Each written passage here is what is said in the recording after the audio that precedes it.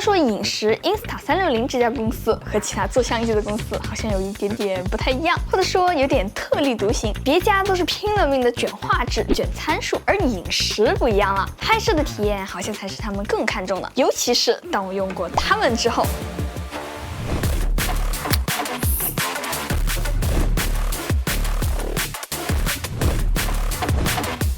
先来看看 Go 3吧。上代的时候我就对这个东西真的印象超级深刻，毕竟你跟我说这是个相机，但用完之后我的感觉就是这才是普通人能用得上的运动相机。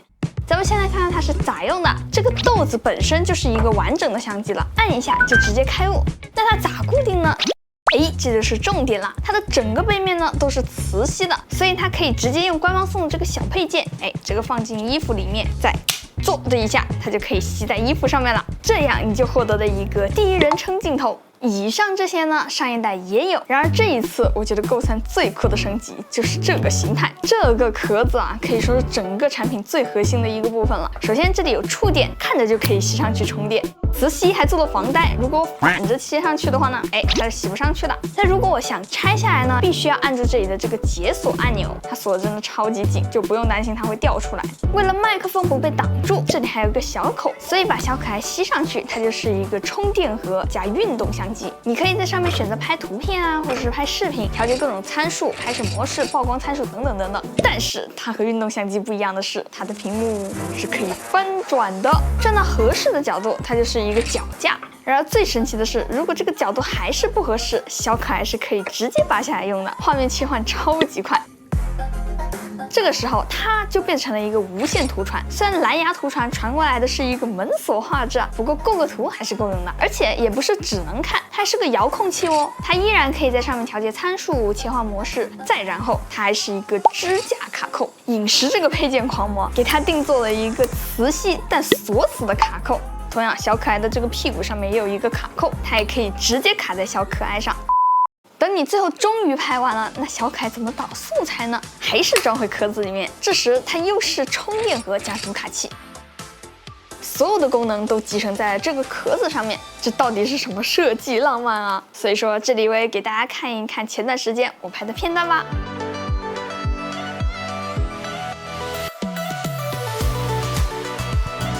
快看！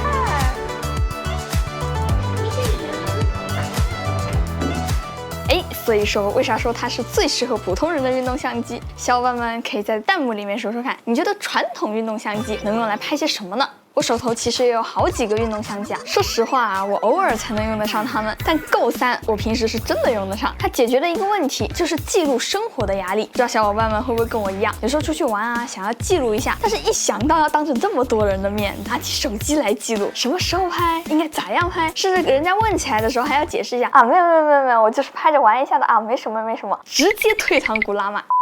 但是用 Go 来拍，你就让它一直吸在这里，看到好玩的时候按一下，晚上回去之后呢，再打开 App 点一下一键成片，选上想要的素材，甚至都不需要等，直接就在相机里面剪好了。当然，它的画质还比不上那些旗舰手机，甚至比不过一些终端机。但我觉得它并不是一台摄影器材，而是一台记录仪，记录的是我的生活，我只管好好的玩。它可以替我把我看到的画面都记下来。为了让它用起来最简单， Go 3做了很多的细节，在关机的时候直接按个录制键，它也会马上开机录像。录完之后，它还会自动关机，保存电量。按下录制的同时，它也用声音和这个小灯来告诉你我已经开始工作啦，完全不用担心反向录制哦。因为这代的 Go 3本体的续航也提升到了45分钟，这也就意味着，如果你的用法是看到好玩的时候再按一下，这个续航用上半天一天都不成问题。免费体验券也专门搞个小册子，就骗你来充会员的。虽然最高分辨率从 2K 提升到了 2.7K， 不过我建议不要用这个模式，还是续航比较重要。画质咱们可以交给手机。单次拍摄时间从原来的15分钟变成了无限时，散热更是重量级。上一代的 Go 2很容易就过热关机，在胸口留下一块熔铁核心。Go 3我实际测了一下，33度大夏天的深圳，把它和衣服一起丢到阳台，只要别被太阳直射到了，整整40多分钟，电都没了，它还没有过热关机。其实，在我看来，像 Go 3这种不那么卷参数、更加注重使用体验的相机，也许还更适合大多数的人。毕竟这玩意儿画质够好了吧？但如果不是工作，谁会想带它出门呢？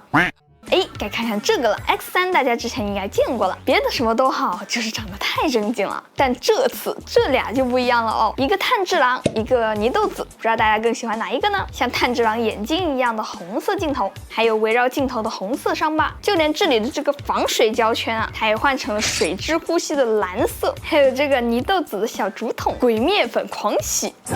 不过有点可惜的是啊，这一次的联名仅限本体，虽然细节都很到位，但如果能像那些手机厂商的联名一样，再给整点角色相关的小配件，那就更好了。不过全景相机应该是不少小伙伴没有怎么接触过的。简单来说，如果一般的相机记录的是画面，那全景相机记录的就是整个空间。平时我们拿个普通的相机拍，可能是这样。大家注意啊，白平衡制动 ，ISO 100，现在开始拍。但用全景相机就不一样了，掏出来直接就可以开录。如果是普通老年逛街，那确实区别没有很大。不过如果你想在激烈运动中拍到自己，那基本上就只有这种全景相机才能完成了。不知道屏幕前有没有和我一样，会有一些很喜欢但又很难得玩一次的运动？就这么说吧，滑雪的时候，本身新手滑雪就菜嘛。我受伤了。如果这时候我还要分心想着我的相机有没有拍到自己呀，那我必然是站都站不起来了。对抗命运。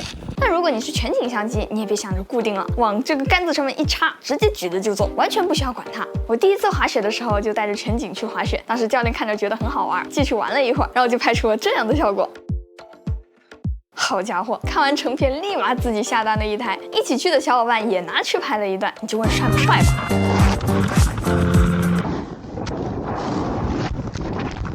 你就只管玩，回来你就会得到一个360度的全景视频，它会很贴心的帮你隐藏自拍杆。至于构图什么的，等有空的时候再去软件里面细调就好了。你看，这是我刚刚拍的一段玩轮滑的视频，让我在饮食的 app 里面可以直接剪辑这个视频，只要像这样子拖动你想要的画面，然后打上关键帧，现在这个时间线上面就会显示你选好的这个视角，而且每一个关键帧都可以选择要不同的视角。如果你嫌麻烦的话，也可以像这样子啊，框住这个人或者是这个东西，让这个软件自己去追踪画面，就完全不需要你自己去管了。而且因为全景相机这个鱼眼镜头的特殊性啊，可以拍到一些正常镜头没有办法拍出来的奇妙的画面，比如这样。